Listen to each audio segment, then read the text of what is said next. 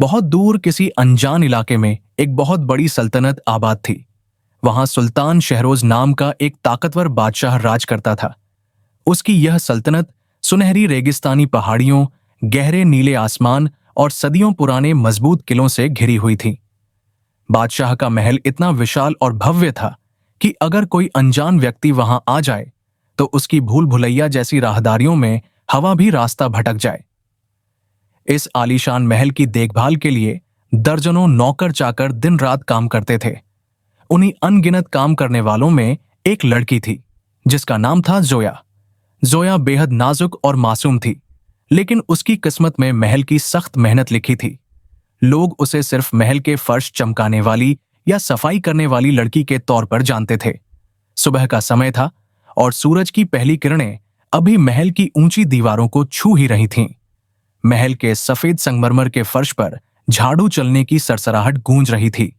जोया ने अपने सिर पर हल्का सा पुराना दुपट्टा ओढ़ा हुआ था और सुबह की ठंडी हवा में वह अपने काम में मग्न थी। उसके हाथ मेहनत की वजह से थोड़े खुरदरे हो गए थे, लेकिन उनमें एक अजीब सी नजाकत थी। वह झाड़ू ऐसे चला रही थी जैसे वह फर्श की धूल नहीं, बल्कि अपनी जिंदगी के बिखरे हुए सपनों को समेटने की कोशिश कर रही हो। उसके कदम धीमे थे और चेहरे पर थकान की लकीरें साफ दिखाई दे रही थीं। तभी शाही कमरों की तरफ से, जहां राजकुमारियां रहती थीं, वहां से किसी के कदमों की आहट सुनाई दी। जोया चौंक कर पीछे मुड़ी। सामने सना खड़ी थी। सना बादशाह की भतीजी थी और इस पूरे भरे पूरे महल में वही एक थी जो जोया को इंसान समझती थी और उसकी हमदर्द थी। सना ने जोया को देखते ही एक प्यारी सी मुस्कान दी और उसके पास आई। सना ने बड़े प्यार से कहा, जोया, मैं तुझे कब से ढूंढ रही थी। तू आज फिर से इतनी जल्दी उठ गई और काम पर लग गई। जोया ने एक थकी हुई मुस्कान के साथ जवाब दिया, बाजी, महल बहुत बड़ा है और काम कभी खत्म नहीं होता। अगर मैं थोड़ी भी देर कर दूं तो सब लोग मुझे ही बातें सुनाएंगे। सन्ना का दिल पसीज गया। उसने आगे बढ़कर जोया का हाथ अपने हाथों में ले लिया और बोली, आ, पहले मेरे कमरे में चल। तू हर वक्त बस काम ही करती रहती है, कभी कभी थोड़ी देर आराम भी कर लिया कर। जोया की आंखों में एक अजीब सा सूनापन आ गया। वह फीकी हंसी हंसी और बोली, आराम? यह शब्द हम जैसी गरीब लड़कियों के नसीब में कहां लिखा है बाजी। सन्ना ने उसे डांटने के अंदाज में अपनी उंगली उसके होठों पर रख दी और बोली, अरे चुप कर, मैं हूं ना तेरे साथ, तू फिक्र मत कर। दोनों बातें करती हुई गैलरी से गुजरकर नीचे की तरफ जाने लगीं। जब वे नीचे पहुंची तो आंगन में बहुत हलचल हो रही थी। ऐसा लग रहा था जैसे कोई बड़ा काम होने वाला है। नौकरानियां इधर उधर भाग रही थीं, रसोइये बड़े बड़े बर्तन खड़का रहे थे और कुछ पहरेदार सीधे खड़े होकर आपस में बातें कर रहे थे। अचानक जोया का दिल जोर जोर से धड़कने लगा। उसे घबराहट होने लगी, क्योंकि वह जानती थी कि यह वही समय है जब शहजादा तुरान अक्सर इसी आंगन से गुजरता है। उसे जिस बात का डर था वही हुआ। ठीक उसी पल दूर से भारी जूतों की आवाज गूंजी। 4 मजबूत पहरेदारों के घेरे के बीच शहजादा तुरान धीरे धीरे चलता हुआ आ रहा था। उसने काले रंग का शाही लिबास पहन रखा था। उसकी नजरें इतनी तेज थीं जैसे आर पार देख लेंगी। उसके चलने का अंदाज ऐसा था जैसे इस महल का जर्रा जर्रा उसी के हुक्म का गुलाम हो। सना ने धीरे से जोया के कान में फुसफुसाया, देख, मेरा भाई आ रहा है, तू बिल्कुल सीधी खड़ी रहना और कुछ मत बोलना। जोया ने घबराहट में जल्दी से अपना दुपट्टा सिर पर ठीक किया और डर के मारे अपनी नजरें जमीन पर झुका लीं। लेकिन तुरान की तीखी और बाज जैसी नजरें सीधे भीड़ को चीरती हुई जोया पर आकर टिक गईं। कुछ पलों के लिए ऐसा लगा जैसे महल का सारा शोर थम गया हो। सना ने मुस्कुराते हुए अपने भाई को सलाम किया और बोली, भाईजान, आप इतनी देर से सोकर उठे हैं? तुरान ने अपनी बहन की बात का कोई जवाब नहीं दिया। उसका पूरा ध्यान सिर्फ और सिर्फ जोया पर था। उसने जोया को सिर से पैर तक बहुत गौर से देखा। फिर उसकी आवाज में एक तंज और कड़वाहट घुल गई। वह बोला, महल की इन नौकरानियों को क्या तमीज और पर्दे का जरा भी ज्ञान नहीं है? यह इतना हल्का दुपट्टा किस लिए ओढ़ा है? जोया का दिल बैठ गया। उसके हाथ कांपने लगे और उसने डरते हुए अपने दुपट्टे को और कसकर अपने चारों तरफ लपेट लिया। सना ने स्थिति को संभालने की कोशिश की और तुरंत बोली, भाईजान, यह बेचारी तो अभी अभी आंगन साफ कर रही थी, इसने तो बस काम की वजह से। तुरान ने हाथ उठाकर सना को बीच में ही रोक दिया। उसकी आवाज में सख्ती थी। वह जो भी कर रही थी उसे अपनी हद में रहना चाहिए। यह महल खानजादा परिवार का है, यहां हमारे उसूल और नियम चलते हैं। तुरान की आवाज में इतनी सख्ती और रोब था कि जोया के रोम रोम में डर समा गया। सना भी भाई के गुस्से को देखकर चुप हो गई। जोया का सिर शर्म और डर से और नीचे झुक गया।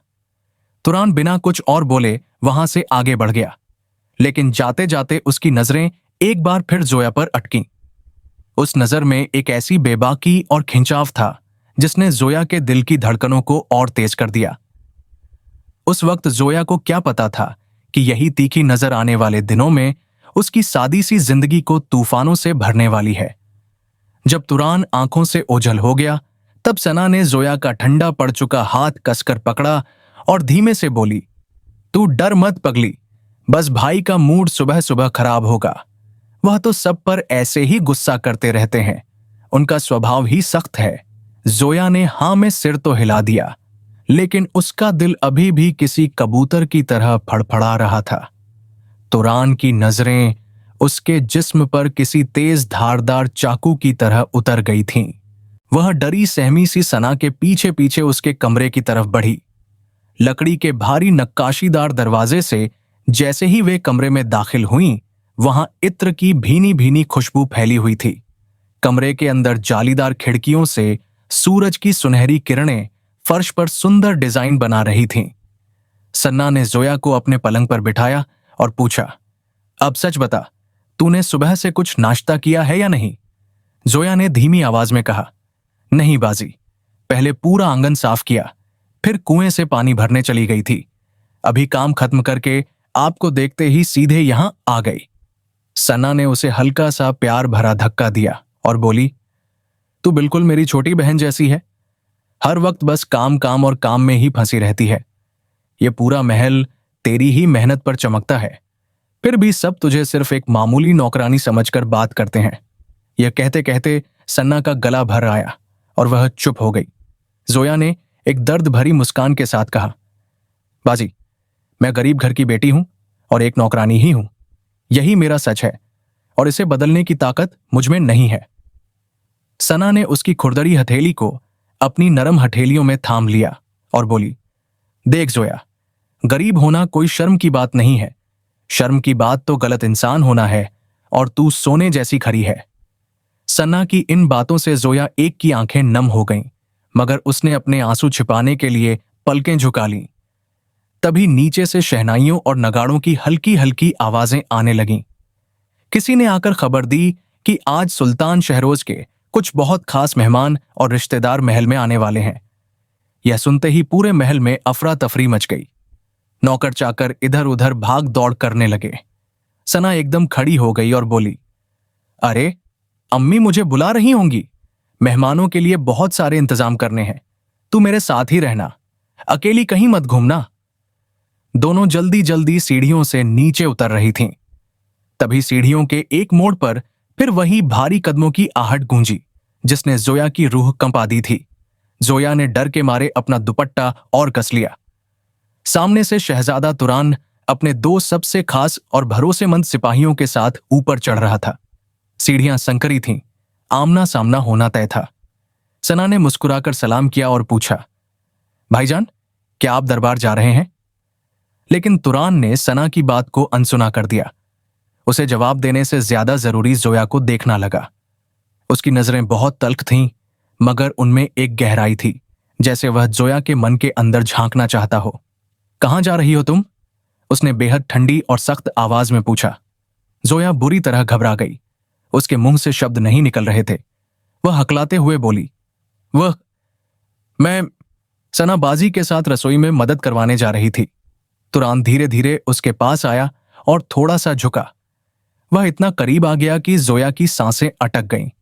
उसने फुसफुसाते हुए मगर चेतावनी भरी आवाज में कहा, मेरे महल में काम करने वाली हर लड़की को पर्दा करना होगा। यह बात अपने दिमाग में बिठा लो, समझी तुम? अगर अगली बार मुझे तुम इस हालत में दिखी तो तुम्हारे लिए बिल्कुल अच्छा नहीं होगा। उसकी आवाज में दबा हुआ गुस्सा तो था ही, साथ ही एक अजीब सी जलन भी थी जो समझ से बाहर थी। स्ना को लगा कि बात बिगड़ रही है। वह तुरंत बीच में आ गई और बोली, भाई आप इसे डराएं नहीं, यह तो अभी बच्ची है, इसे इतनी समझ नहीं है। तुरान ने सना की ओर एक तीखी नजर डाली और कहा, बच्ची? यह अब कोई बच्ची नहीं रही सना। ये इस महल में काम करती है तो इसे यहाँ के नियम सीखने ही होंगे। इसके बाद वह एक तिरस्कार भरी नजर जोया पर डालकर सीढ़ियां चढ़कर आगे बढ़ गया। जोया वहीं सीढ़ियों पर बुत बनकर खड़ी रह गई। उसका दिल जोर जोर से धड़क रहा था, सांसें गले में अटक रही थीं और हथेलियों पर पसीना जमा हो गया था। सना ने उसे होश में लाने के लिए उसकी पीठ थपथपाई और बोली, चल छोड़ना इन बातों को, भाई का गुस्सा तो नाक पर रहता है, तू दिल पर मत ले। जोया ने हां में सिर तो हिला दिया, मगर उसके दिल में डर की एक गहरी परछाई बैठ गई। उसे अंदाजा भी नहीं था कि तुरान की यह सख्त नजर एक दिन उसकी जिंदगी का सबसे खतरनाक और मुश्किल इम्तिहान बन जाएगी। महल के बड़े आंगन में शोरगुल बढ़ चुका था। मेहमानों के खाने के लिए बड़ी बड़ी पतलें सजाई जा रही थीं। विशाल बर्तनों में तरह तरह के पकवान बनने की तैयारी चल रही थी। सभी नौकरानियां अपने अपने काम में व्यस्त थीं। जोया को रसोई में भेजा गया। रसोई में गर्म तवे की छनछनाहट, उबलते बर्तनों की आवाज और मसालों की तेज खुशबू हवा में घुली हुई थी। वह चुपचाप एक कोने में बैठकर आटा गूंदने लगी। उसकी उंगलियां आटे में सनी थीं, मगर उसका दिमाग उसी बात में अटका हुआ था जो शहजादा तुरान ने सीढ़ियों पर कही थी। उसकी भारी आवाज अब भी जोया के कानों में गूंज रही थी कि अगली बार इस हालत में नजर आई तो अंजाम बुरा होगा। इस ख्याल से ही जोया का हाथ कांप गया और आटे की लोई टूटकर बर्तन में गिर गई। बगल में खड़ी एक बुजुर्ग नौकरानी, जिसका नाम नजमा था, ने यह देख लिया। उसने पूछा, क्या हुआ बेटी, तेरे हाथ इस तरह क्यों कांप रहे हैं? जोया ने संभलते हुए धीरे से कहा, कुछ नहीं नजमा खाला, बस रात को नींद कम आई थी, शायद इसलिए कमजोरी लग रही है। नजमा खाला ने एक गहरी सांस ली और बोली, महल के काम में नींद कौन पूछता है पगली, लेकिन मेरी एक बात याद रखना, तुझे यहां बहुत संभल कर रहना पड़ेगा, खासकर शहजादे के सामने तो बिल्कुल भी नहीं जाना। जोया ने चौंक कर नजमा खाला की तरफ देखा और पूछा, खाला, आपको कैसे पता चला? नजमा ने अपनी आवाज एकदम धीमी कर ली और इधर उधर देखकर बोली, बेटी, मैं 30 साल से इस महल की दीवारों के बीच हूं। मैं लोगों की नजरों का रंग पहचानती हूं। मैंने देखा है कि शहजादा तुरान की नजर तुझ पर आकर रुक जाती है, और यह कोई मामूली बात नहीं है। नजमा की बात सुनकर जोया के दिल में डर का एक और कांटा चुभ गया। उसने जल्दी से अपना सिर झुका लिया और बोली, खाला, आप ऐसा मत कहिए, मुझे तो उनसे बहुत डर लगता है, मैं तो उनके सामने जाना भी नहीं चाहती। नजमा ने ममता से उसके सिर पर हाथ फेरा और बोली, डर तो हमें सबसे लगता है बेटी, पर महल के बड़े लोगों से डरना ही हमारी भलाई है। इतना कहकर वह अपने काम में लग गई, मगर जोया का दिल और भी डूब गया। सारा दिन वह मशीनों की तरह काम करती रही, पर उसका दिमाग शहजादे की बातों में उलझा रहा। शाम होते होते पूरा महल रोशनियों से जगमगा उठा। ऊंची दीवारों पर मशालें जल उठीं। मेहमानों की हंसी ठिठोली और बातों की आवाजें ऊंची होने लगीं। सना ऊपर से भागती हुई आई और सांस फूलते हुए बोली, जोया, अम्मी तुझे बुला रही हैं, चल जल्दी मेरे साथ। जोया घबरा गई और उसके पीछे पीछे गलियारे में पहुंची। अंदर एक बड़े कमरे में रजिया बेगम और कुछ अमीर औरतें बैठी हुई थीं। रजिया बेगम ने जोया को ऊपर से नीचे तक घूर कर देखा, फिर कड़क आवाज में बोली, यह क्या फटे पुराने कपड़े पहन रखे हैं तुमने? आज महल में इतने खास मेहमान आए हैं और तुम ऐसे घूम रही हो। क्या तुम्हें महल की नौकरानी जैसा सलीका भी नहीं आता? जोया का चेहरा डर के मारे सफेद पड़ गया। वह हकलाते हुए बोली, बेगम साहिबा, मैं तो सिर्फ काम करने। रजिया बेगम ने उसे बीच में ही डांटते हुए टोक दिया, चुप रहो, जुबान लड़ाती हो? यह महल है, कोई तुम्हारे गांव की झोपड़ी नहीं। यहां नौकरानियां भी तहजीब और सलीके से रहती हैं। जाओ और जाकर अपनी चादर ठीक करो और ढंग से पेश आओ। सना, इसे यहां से लेकर जाओ। सना ने जोया की कलाई पकड़ी और उसे तुरंत कमरे से बाहर ले आई। कमरे से बाहर आते ही जोया की आंखें भर आईं। वह रोती हुई बोली, बाजी, मैंने तो कुछ गलत नहीं किया, मैं तो बस अपना काम कर रही थी। सना ने उसकी बात रोककर उसे गले लगा लिया और बोली, मुझे पता है तू सही है, पर तुझे नहीं पता कि अब महल का माहौल बदल रहा है। जोया ने कांपते हुए पूछा, क्यों बदल रहा है बाजी?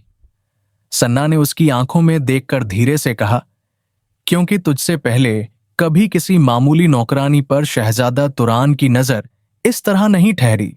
जोया यह सुनकर पत्थर की तरह सुन्न हो गई। उसका दिल कांपने लगा और सांसें भारी हो गईं। वह बोली, नहीं बाजी, ऐसा नहीं हो सकता। वो तो मुझसे नफरत करते हैं, वो मुझे डांटते हैं। सन्ना ने एक उदास मुस्कान दी और बोली, नफरत और चाहत दोनों की पहली निशानी सख्ती ही होती है मेरी भोली गुड़िया। जोया इस पहेली को समझ पाती उससे पहले ही पीछे से भारी कदमों की आहट सुनाई दी। दोनों ने मुड़कर देखा तो तुरान वहीं खड़ा था। उसकी आंखों में वहीं तेज चमक थी, लेकिन आज उसमें कुछ और भी था जो जोया समझ नहीं पा रही थी। वह बिना पलकें झपकाए सीधा जोया को देख रहा था। फिर उसने रोबदार आवाज में कहा, तुम दोनों को कोई काम नहीं है क्या जो यहां खड़ी हो? नीचे चलो, मेहमान इंतजार कर रहे हैं। सना ने फौरन सिर झुका दिया। जोया के पैर जम गए थे। तुरान की आंखें सिर्फ उसे देख रही थीं, इतनी गहराई से कि उसका डर हड्डियों तक उतर गया। उसे क्या पता था कि यह तो अब उस तूफान की शुरुआत थी जो उसकी जिंदगी को बदलने वाला था। महल की शाम अब पूरी तरह चहल पहल में डूब चुकी थी। गलियारों में चिराग रोशन थे और बड़े बड़े झूमरों की रोशनी सोने की तरह चमक रही थी। लेकिन जोया के दिल में अंधेरा और गहरा होता जा रहा था। उसे महसूस हो रहा था कि तुरान का साया उसके पीछे पीछे घूम रहा है। चाहे वह उसकी ओर देखे या ना देखे, वह उसकी मौजूदगी को महसूस कर सकती थी। सना उसे लेकर नीचे आई। आंगन के बीच में एक लंबी शाही मेज सजी थी और आसपास कई लड़कियां और औरतें थालियों को सजा रही थीं। जोया चुपचाप सभी के बीच खड़ी रही, लेकिन उसका मन कहीं और था। उसे बार बार वही सीढ़ियां याद आ रही थीं जहां तुरान खड़ा था। थोड़ी देर बाद रजिया बेगम ने ताली बजाकर आवाज लगाई, ए लड़की, जोया, इधर आओ। जोया ने घबराकर तुरंत कदम बढ़ाए और बोली, जी बेगम साहिबा। रजिया ने उसे कीमती मसालों से भरी एक भारी तश्तरी थमाते हुए कहा, यह ऊपर मेहमानों के खास कमरे में रखाओ और ध्यान रहे किसी चीज को गिरना नहीं चाहिए, समझी? जोया ने सिर झुका लिया और बोली, जी। सन्ना ने उसकी तरफ चिंता से देखा और धीमे से कहा, डर मत, बस रखकर आ जाना, कुछ नहीं होगा, जा। जोया वह भारी तश्तरी उठाकर धीरे धीरे सीढ़ियां चढ़ने लगी। हर कदम के साथ उसके दिल की धड़कन तेज होती जा रही थी। उसे लग रहा था जैसे किसी की नजर उसकी पीठ पर टिकी है। ऊपर पहुंचकर उसने देखा कि गलियारा बिल्कुल खाली था। दूर एक मशाल की रोशनी दीवारों पर डरावनी परछाइयां बना रही थी। जोया तश्तरी लेकर एक एक कमरे में झांकती हुई आगे बढ़ी। जब वह तीसरे कमरे के पास पहुंची, तभी पीछे से दरवाजे की कुंडी के हल्का सा चटकने की आवाज आई। जोया का दिल जोर से उछला। वह झटके से पलटी। सामने शहजादा तुरान खड़ा था। वह दरवाजे की चौखट पर ऐसे खड़ा था जैसे शिकार का रास्ता रोक रहा हो। उसके दोनों हाथ सीने पर बंधे हुए थे और आंखों में एक खतरनाक सा सुकून था। जोया के कदम वहीं जम गए। कुछ पल तक वहां मौत जैसी चुप्पी रही। फिर तुरान धीरे धीरे उसकी तरफ आगे बढ़ा। उसके जूतों की आवाज महल की खामोशी में गूंज रही थी। जोया की सांसें उखड़ने लगीं। वह उसके बिल्कुल सामने आकर रुका, इतना करीब कि उसकी गर्म सांसें जोया के गाल को छू रही थीं। सुनाई नहीं देता जब मैं पुकारता हूं? तुरान की आवाज धीमी थी, लेकिन तलवार की धार जैसी तीखी। जोया कांप गई। वह बोली, मैं तो मसाले रखने आई थी, बेगम साहिबा ने कहा था। तुरान ने उसके हाथ से तश्तरी छीन ली और पास की मेज पर पटक दी। फिर झुककर उसकी आंखों में सीधे देखते हुए बोला, तुम्हें क्या लगता है मैं नहीं जानता कि तुम मुझसे नजरें क्यों चुराती हो? जोया की निगाहें जमीन पर गड़ी रहीं। वह बोली, मैं तो सिर्फ काम करती हूं शहजादा ए आला। तुरान ने उसकी थोड़ी पकड़कर उसका चेहरा ऊपर उठाया। जोया के बदन में जैसे बिजली दौड़ गई। यही तो बात है, तुरान धीमे से बोला, तुम सिर्फ काम नहीं करती, तुम मेरी नजर में चढ़ चुकी हो। जोया डर से पीछे हटना चाहती थी, मगर उसके पैर हिल नहीं सके। उसकी आवाज कांपते हुए निकली, मैं कुछ नहीं चाहती सरकार, बस अपनी मेहनत की रोटी कमाना चाहती हूं। तुरान ने एक पल उसे देखा, फिर उसके इतने करीब आ गया कि उनके बीच से हवा का गुजरना भी नामुमकिन था। जोया की सांस थम गई। वह बोली, आप मुझसे ऐसी बातें क्यों कर रहे हैं? तुरान की आंखें उसके चेहरे से हट नहीं रही थीं। वह फुसफुसाया, जब मैं नीचे था तुमने मेरी तरफ देखा था। उस एक नजर में जितना डर था उतनी ही मासूमियत भी थी, और यह दोनों चीजें मुझे बहुत वक्त से किसी में नहीं दिखीं। जोया की आंखें आंसुओं से भर आईं। वह गिड़गिड़ाई, मुझे जाने दीजिए, खुदा के वास्ते मुझे जाने दीजिए। तुरान ने उसका रास्ता नहीं छोड़ा, बल्कि और करीब आ गया। अब जोया के पीछे दीवार थी और सामने तुरान। वह पूरी तरह घिर चुकी थी। तुरान ने गहरी सांस ली और बोला, एक बात याद रखना जोया, मैं जो चाहता हूं उसे पाने के लिए मुझे किसी और की परवाह नहीं होती। जोया की आंखों से आंसू बह निकले। उसी वक्त नीचे से किसी दूसरी नौकरानी की आवाज आई, जोया, अरे ओ जोया, कहां रह गई? तुरान जरा सा पीछे हुआ, मगर उसकी नजरें अब भी उसी पर टिकी रहीं, जैसे कोई निशानी लगा रहा हो। जाओ, उसने धीमे से कहा, लेकिन याद रखना, यह बात अभी खत्म नहीं हुई है। जोया कांपते कदमों के साथ वहां से भागी और नीचे जाने लगी। उसका दिल इतनी जोर से धड़क रहा था जैसे अभी बाहर आ जाएगा। उसे पहली बार एहसास हुआ कि शहजादा तुरान सिर्फ सख्त नहीं, बल्कि बेहद खतरनाक भी है, और यह खतरा अब सीधे उसकी तरफ बढ़ चुका है। जोया तेज कदमों से नीचे उतर रही थी, मगर सीढ़ियों की हर आहट उसे ऐसे डरा रही थी जैसे पीछे कोई साया चलता आ रहा हो। नीचे पहुंचकर उसने तश्तरी फिर से उठाई और रसोई की ओर भाग गई, लेकिन उसके हाथ अब भी कांप रहे थे। नजमा खाला ने उसे देखते ही पूछा, अरे बेटी, तेरा चेहरा इतना सफेद क्यों पड़ गया? ऊपर कुछ हुआ क्या? जोया ने सिर झुका लिया और झूठ बोला, कुछ नहीं खाला, बस सीढ़ियां जल्दी जल्दी उतर गई थी, इसलिए सांस फूल गई है। नजमा ने गहरी निगाहों से उसे देखा। वह जानती थी यह झूठ है, लेकिन उसने कुछ नहीं कहा। महल की दीवारें वह सब सुन लेती हैं जो जुबान कह नहीं पाती। तभी सना भागती हुई आई और बोली, जोया, तुझे कितनी देर हो गई? अम्मी नाराज हो रही थीं। फिर उसने जोया का चेहरा ध्यान से देखा और बोली, तू रोई है क्या? जोया ने जल्दी से आंखें पोंछ लीं और बोली, नहीं बाजी, बस रसोई का धुआं लग गया था। सना को शक हुआ। वह बोली, देख, अगर भाई ने कुछ कहा है तो मुझे बता। उसके बोलने से पहले ही दूर से तुरान की भारी आवाज गूंजी, सना। दोनों ने मुड़कर देखा। तुरान नीचे सीढ़ियों के पास खड़ा था, हाथ पीठ के पीछे बंधे हुए थे। उसकी नजर सीधे भीड़ में खड़ी जोया पर जा अटकी, मगर उसने पुकारा सना को था। सना फौरन आगे बढ़ी और बोली, जी भाईजान। तुरान बोला, अम्मा के पास जाकर बैठो, मेहमान आने लगे हैं। सना ने सिर हिलाया और जाने लगी, मगर जाने से पहले उसने जोया की कलाई पकड़कर धीरे से कहा, अगर कुछ हुआ है तो बाद में मुझे जरूर बताना, मैं तेरे साथ हूं। सना वहां से चली गई। अब जोया अकेली खड़ी थी और तुरान की नजरें उस पर टिक चुकी थीं। कुछ पल खामोशी रही, फिर तुरान धीमे कदमों से उसकी ओर आया। जोया पीछे हटना चाहती थी, लेकिन पीछे दीवार थी। तुरान उसके करीब आकर रुका, इतना करीब कि जोया को उसकी सांसें महसूस हो रही थीं। तुम मुझसे इतना डरती क्यों हो? उसने फुसफुसाकर पूछा। जोया ने कांपते हुए कहा, मैं तो बस। तुरान ने बीच में ही बात काट दी, जब मैं तुम्हारे करीब आता हूं तुम कांपने लगती हो। क्यों? जोया की आंखों में आंसू आ गए। वह बोली, क्योंकि आप बहुत सख्त हैं और आपकी नजरें। तुरान उसके कान के पास झुका और पूछा, मेरी नजरें क्या करती हैं? जोया ने चेहरा मोड़ लिया और बोली, मुझे डरा देती है।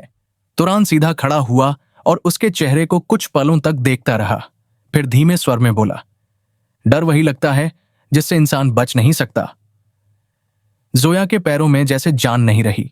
तभी पीछे से किसी ने आवाज लगाई, जोया, जल्दी आओ, बेगम साहिबा बुला रही हैं। तुरान एक कदम पीछे हटा, लेकिन उसकी आंखों में एक अजीब सी जिद चमक उठी। जाओ, वह बोला, लेकिन याद रखना, मैं तुम्हें हर वक्त देखता हूं। जोया ने सिर झुका लिया और वहां से भाग गई।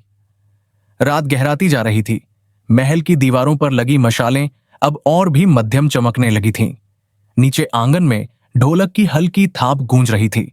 औरतें गीत गा रही थीं, कुछ हंस रही थीं। लेकिन इस चहल पहल के बीच जोया का दिल किसी अनजाने डर से बैठा जा रहा था। वह रसोई से काम खत्म करके बाहर निकली ही थी कि सना तेजी से उसके पास आई। सना बहुत परेशान लग रही थी। वह बोली, जोया जल्दी आ, एक मुसीबत हो गई है। अम्मी ने कहा है कि सारे कमरे मेहमानों से भर गए हैं। मेरे कमरे में भी दूर दूर की बहनें सो रही हैं।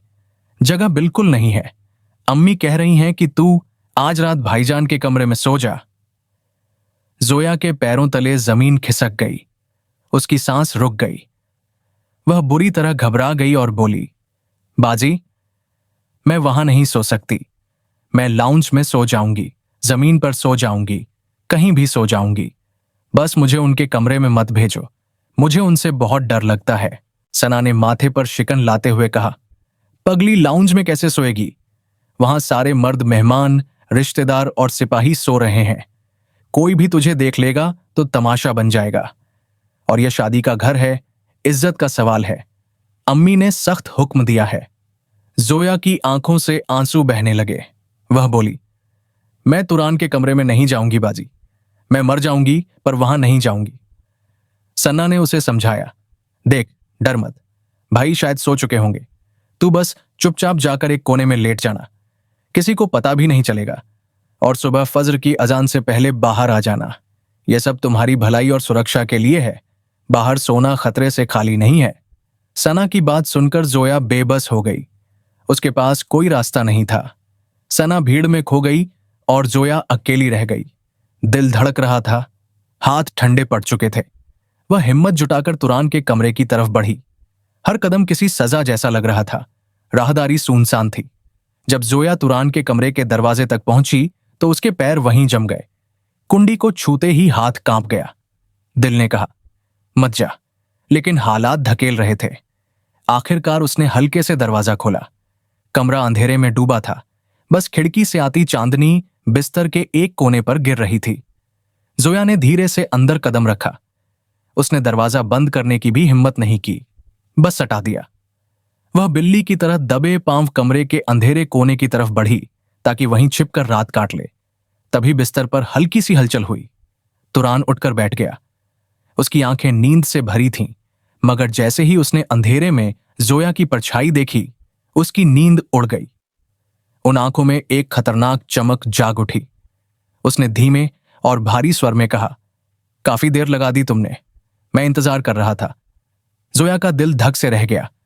वह घबराकर पीछे हटने लगी और बोली, शहजादा आला, मैं तो सिर्फ सोने आई हूं। बाहर जगह नहीं थी इसलिए। तुरान ने उसकी बात काट दी। वह बिस्तर से उठकर उसके करीब आया। अंधेरे कमरे में उसके कदमों की आवाज बहुत डरावनी लग रही थी। वह उसके सामने आकर रुका। चेहरे पर एक ऐसी जिद थी जिससे बचना नामुमकिन था। सोने आई हो? उसकी आवाज धीमी लेकिन गहरी थी। तुम्हें भेजा ही इसलिए गया है कि आज रात मैं तुम्हें अपना साबित कर सकूं। जोया की आंखों से आंसू टपक पड़े। वह गिड़गिड़ाई, रहम कीजिए सरकार, मुझे जाने दीजिए। मैं आपकी सिर्फ एक मामूली नौकरानी हूं। तुरान का चेहरा उसके बिल्कुल पास आ गया। उसने कहा, आज रात तुम सिर्फ नौकरानी नहीं हो। उसने जोया की कलाई कसकर पकड़ ली। आज तुम मेरी हो। जोया ने अपना हाथ छुड़ाने की कोशिश की और रोते हुए बोली, नहीं शहजादा आला, खुदा के लिए ऐसा मत कीजिए। लेकिन तुरान ने अपनी उंगली उसके होठों पर रख दी और बोला, चुप। कमरा खामोश था। सिर्फ दिलों की धड़कनें सुनाई दे रही थीं।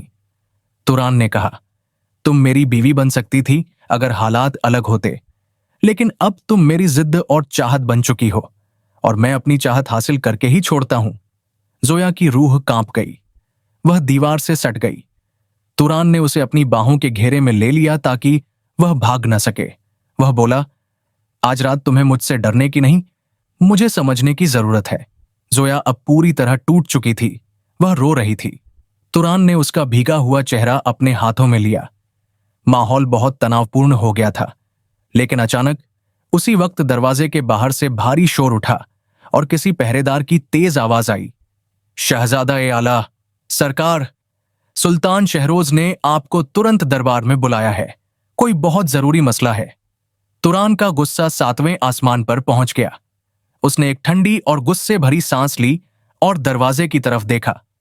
फिर उसने जोया की ओर झुककर धीमे स्वर में कहा, तुम्हारी किस्मत अच्छी है जोया, वरना आज की रात की कहानी कुछ और होती। वह मुड़ा, कुंडी खोली और भारी कदमों से बाहर चला गया।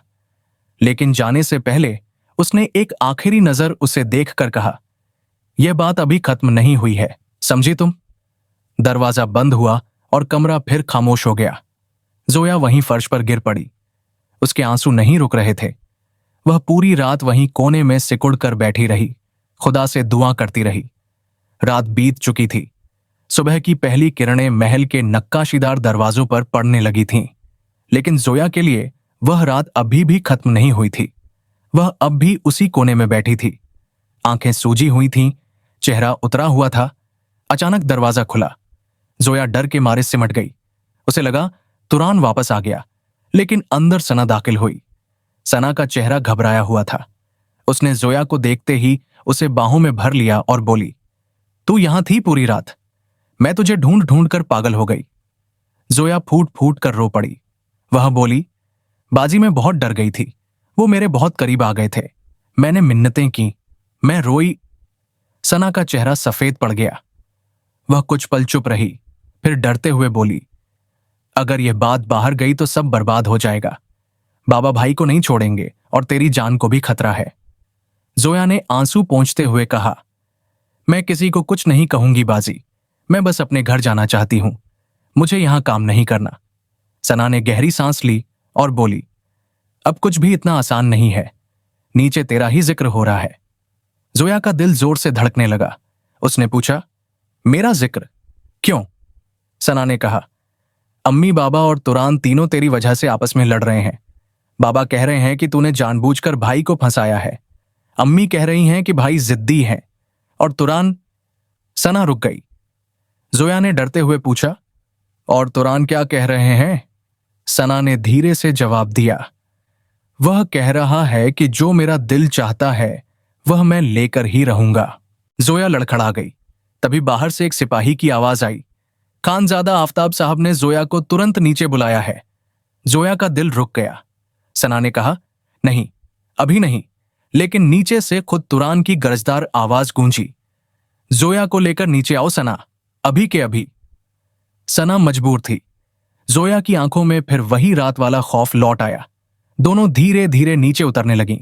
महल के बड़े हॉल में पूरा खानदान जमा था। सुल्तान शहरोज, तुरान के पिता आफताब खान, रजिया बेगम और महल के बड़े बुजुर्ग। जोया कांपती हुई अंदर आई। सारी नजरें उसी पर टिक गईं, जैसे वह कोई मुजरिम हो।